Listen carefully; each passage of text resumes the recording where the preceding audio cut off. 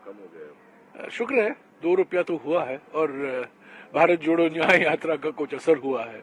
और राहुल जी जो बार बार कह रहे हैं कि महंगाई की वजह से लोग त्रस्त हैं और करोड़ों परिवार परेशान हैं, कुछ तो सुनवाई हुई है उनकी। कल किसानों की महापंचायत भी हुई दिल्ली में। मजबूरी में प्रधानमंत्री को उनको अनुमति देनी पड़ी, नजर रखते हुए किया गया है। पहले तो उन्होंने कुछ नहीं कहा, पहले तो साफ इनकार ही कर दिया था किसानों को, और पेट्रोल के डीजल के दामों पर सारे सब लोग चुप थे। अब जब चुनाव के नोटिफिकेशन आने वाले हैं, चुनाव के पहले सब कुछ कर रहे हैं। आपको लगता है जनता को राहत मोदी सरकार ने चुनाव को देखते हुए किया है? बिल्कुल, एब्सोल्युटली, इसमें कोई इसमें कोई संदेह नहीं है। अभी नोटिफिकेशन 1-2 दिन में आएगा, उसके बाद नहीं कर सकते, मॉडल कोड ऑफ कॉन्डक्ट लग जाएगा, तो जो कुछ करना है अभी कर दो जल्दी।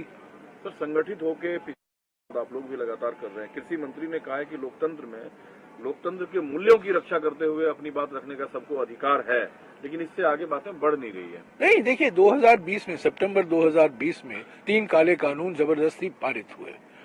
किसान संगठनों ने आंदोलन शुरू की, मैं उनको सलामी देता हूँ। 700 से भी ऊपर किसान शहीद हुए, पर उन्होंने पीछा नहीं हटा, वो रहे, अडिग रहे, लड़ते रहे। प्रधानमंत्री ने आलोचना की, संसद में उन्होंने कहा आंदोलन जीवी, ये सब शब्दों का इस्तेमाल किया, पर 19 नवंबर 2021 को प्रधानमंत्री को मजबूर होना पड़ा, वो काले कानून उन्होंने वापस लिया। पर जो वादे उन्होंने किए थे किसान संगठनों को, वो पूरा नहीं हुआ, तो इसीलिए वापस किसान संगठन नाराज हैं, उत्तेजित हैं, सड़कों पर आए हैं। और कांग्रेस पार्टी ने किसान न्याय को लेकर 5 गारंटियां दी हैं।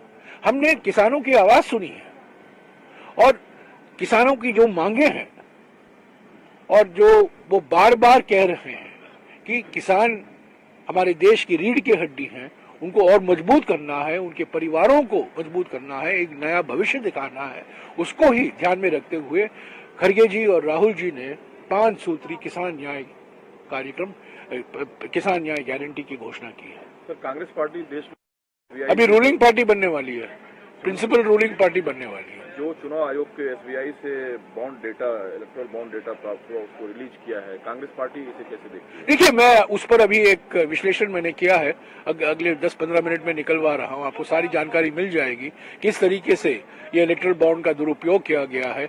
60% इलेक्ट्रल बॉन्ड सिर्फ बीजेपी को गए हैं, 60%, 60% बीजेपी को गया है। और मैंने दिखाया है इस विश्लेषण के द्वारा कि किस तरह से ईडी, सीबीआई, इनकम टैक्स का दुरुपयोग किया है, और जिन्होंने चंदा दिया है उनको कहां से कॉन्ट्रैक्ट मिले हैं, हाईवे के कॉन्ट्रैक्ट मिले हैं, टनल के धंधे मिले हैं, और कोई प्रोजेक्ट मिला है, तो ये सब मिली भगत है। अब तो आप लोग खुश होंगे, आप लोग कह रहे थे कि सिंगल सीईसी में कैसे चुनाव होगा, आखिरकार ज्ञानेश कुमार और सुखबीर सिंह संधू को भारत के चुनाव आयोग ने चुनाव आयुक्त नियुक्त किया। हाँ, वो तो करना ही था। हालांकि हमारे सदस्य जो समिति में है, सिलेक्शन कमेटी में, अधीर रंजन चौधरी ने अपनी आपत्तियां जताई हैं, पर बहुमत तो सरकार के पास है, तो वो तो होना ही था। और इस बीच 2029 को लेकर जो recommendation one nation one election committee ने राष्ट्रपति, ये तो मैच फिक्सिंग था, ये समिति मैच फिक्सिंग समिति थी। और नरेंद्र मोदी की मंशा क्या है, उनकी मानसिकता समझ लीजिए, 1 नेशन नो इलेक्शन, यही उनकी मानसिकता है। अगर वो आएंगे वापस सत्ता में, वो किस आधार पर वो 400 सीट मांग रहे हैं कि संविधान को मैं बदलूं, बाबा साहब अम्बेडकर का संविधान को बदलूं? क्यों? क्योंकि जो 3 या 4 मुख्य स्तंभ हैं हमारे संविधान के, सामाजिक न्याय, पंथ निरपेक्षता, और ये जो हमारी लोकतंत्र की प्रणाली है, उसको बदलने के लिए वो जनादेश मांग रहे हैं। तो ये 1 नेशन 1 इलेक्शन नहीं होगा, ये 1 नेशन नो इलेक्शन होगा, मैं कहूंगा। इधर भी कांग्रेसी परिवारवाद की आलोचना करते हैं, परिवारवाद प्रधानमंत्री बोलते रहते हैं।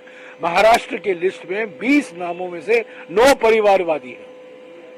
आप उत्तर प्रदेश की लिस्ट देखिए, हरियाणा की लिस्ट देखिए, पंजाब की लिस्ट देखिए, महाराष्ट्र की लिस्ट देखिए, कर्नाटक की लिस्ट देखिए, सब परिवारवाद ही परिवारवाद है।